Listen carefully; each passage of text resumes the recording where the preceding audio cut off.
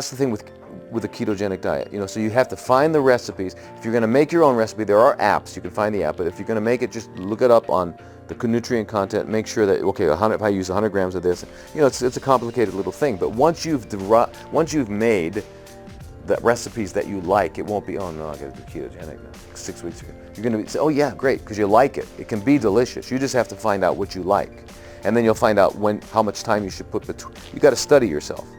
And you find out how much time you have to put between meals so that you can, stay in ketosis. So anyway, you can do this. What I want to do is give you back your power, your life. Your health is your birthright.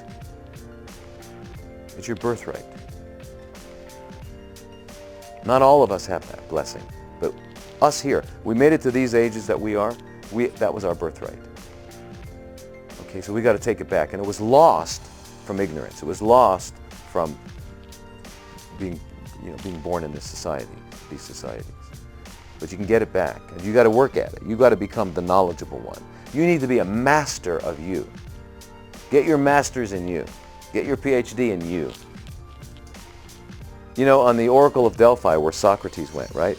Socrates went in the Oracle of Delphi. It said, what? Know thyself. Why know thyself? Because if you know you, you know everybody. There's only one of us in the universe.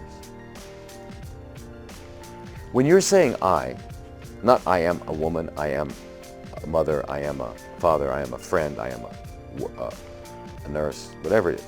No, I am a, but just I. That I that is you is the same I that is me. There's only one I, and that's the same I that is God. All the other stuff is ornaments.